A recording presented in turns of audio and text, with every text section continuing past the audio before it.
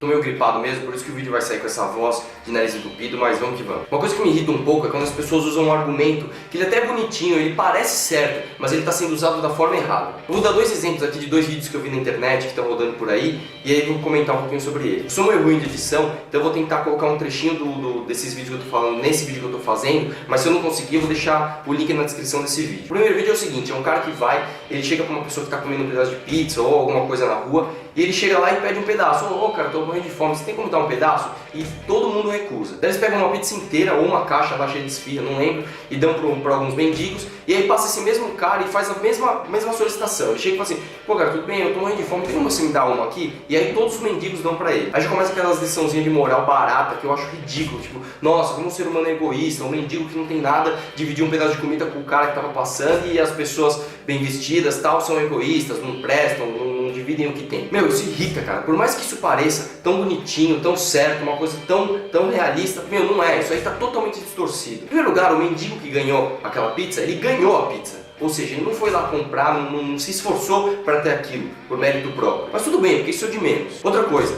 os mendigos, no caso, nunca conseguiriam comer sozinho aquela quantidade de comida que eles ganharam. Então assim, ou era uma pizza inteira, ou era uma caixa cheia de esfirras. O cara não tinha que dividir o pouquinho que ele tinha para matar a sua fome. Não, ele tinha muito para dividir. E três, o mais importante, o cara que foi pedir para as pessoas na rua, ele não era um cara que parecia faminto, que parecia muito de fome. Era um cara bem vestido, educado, bem aparentado. Então, cara, ele dava muito mais a impressão de um cara folgado do que um cara que estava passando fome. O segundo vídeo é uma propaganda feminista, onde um casal ou um grupo de pessoas vai num restaurante, e aí quando ele abre o cardápio lá para fazer o seu pedido, está escrito que o homem paga X% a mais. Ah, se você for homem, o valor desse prato é X% a mais. E aí, obviamente, quando as pessoas iam tirar dúvida, falavam, não, é isso mesmo, o homem paga mais, ou reclamar, falavam, chama o gerente, isso aqui está injusto, aí colocava aquela lição. Olha, no mercado de trabalho, as mulheres recebem X% a menos do que os homens para os mesmos cargos, então nada mais justo do que você pagar mais cara a conta, não é? Eu ainda vou fazer um vídeo só sobre feminismo, mas isso fica mais pra frente. Sobre esse vídeo, em primeiro lugar, não existem leis trabalhistas que prejudicam as mulheres. Muito pelo contrário, as leis trabalhistas, elas tendem a beneficiar as mulheres. Por exemplo, e eu não estou reclamando, eu não estou falando que é errado ser assim, eu só estou falando como que é. A licença maternidade da mulher é muito maior do que a do homem, o que é uma coisa óbvia, certo? Mulher não é obrigada a passar pelo alistamento militar. Depois eu também vou fazer um vídeo só sobre isso, é que as mulheres se aposentam muito antes do que os homens. Depois a gente vai entrar mais a fundo nesse assunto num outro vídeo, mas pare e pense um pouquinho. Por que a mulher tem que contribuir menos do que o homem para se aposentar? Por que isso? Sem contar que estatisticamente as mulheres vivem muito mais do que os homens. Mas tudo bem, vamos deixar isso para outro vídeo. Só estou citando aqui como as leis trabalhistas, elas tendem a beneficiar as mulheres e não prejudicá-las. Cara, do jeito que é posto nesse vídeo, parece que as pessoas entram numa entrevista de emprego e aí tem tipo uma separação. Você é homem, ó, essa faixa salarial é a sua. Não, você é mulher, não, então a sua faixa salarial é outra, bem menor. As coisas não são assim. Não existe nenhum piso diferenciado para homens e para mulheres. Não existe. Desde os empregos de base, como frentista, faxineiro, motorista de caminhão, de ônibus, enfim, não existe um piso base para homem e um piso base para mulher. Não existe essa diferenciação. Até cargos de gerência, não existe um piso mínimo para homem e um piso mínimo para mulher para ser diretor ou CEO de uma empresa. O que existe é uma coisa extremamente subjetiva que não dá para se quantificar dessa forma. Em cargos onde se costuma pagar um pouco mais do piso ou até muito mais do que o piso, ou ter alguma participação sobre performance daquela pessoa, existe uma negociação. E aí você não pode dizer por que os homens ou por que as mulheres recebem mais ou menos uns que os outros. Eu não estou falando que é assim. Frisa bem isso, não estou falando que é assim. Mas vamos supor que aleatoriamente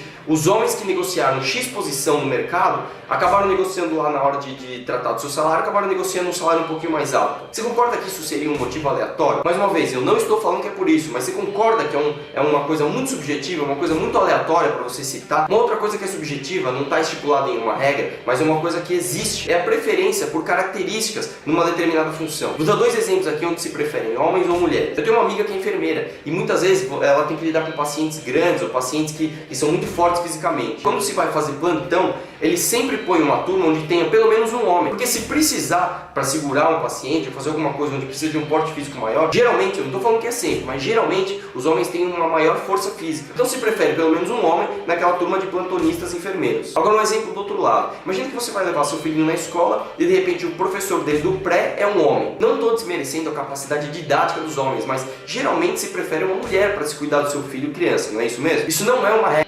mas é geralmente embutido na sua cabeça que as mulheres são melhores com pedagogia, com didática para uma criança pequena. E aí por fim eu me pergunto, o cara faz esse tipo de vídeo e aí ele quer o quê? Que se criem mais leis trabalhistas sexistas que separem os homens das mulheres? Uma coisa que as pessoas tinham que entender é que você tem que tomar muito cuidado quando você olha uma estatística e diz lá que as pessoas X tendem a ter uma consequência Y. Você não pode dizer então que todas as pessoas X têm uma consequência Y. Você não pode dizer isso. Vou copiar a frase do Claro, um cara que eu sigo aqui no YouTube. Uma injustiça a favor da maioria ainda é uma injustiça. Deu pra entender? Então em suma é o seguinte, antes de você compartilhar alguma coisa, que bonitinho, vou compartilhar, vou espalhar essa ideia. Meu, olhe para aquilo criticamente. Tem uma frase de um filósofo que eu não vou lembrar agora, que fala o seguinte: não ensine os seus filhos a ler. Ensine os seus filhos a ler e questionar o que ele está lendo. Isso deveria servir para tudo. Não ensine as pessoas a verem aquilo que tá parecendo bonitinho, que tá parecendo certo. Ensine as pessoas a olharem tudo e questionarem tudo. Isso aí é aquela história. Se você gostou do que eu falei, dá um curtir, compartilha esse vídeo. Se você não gostou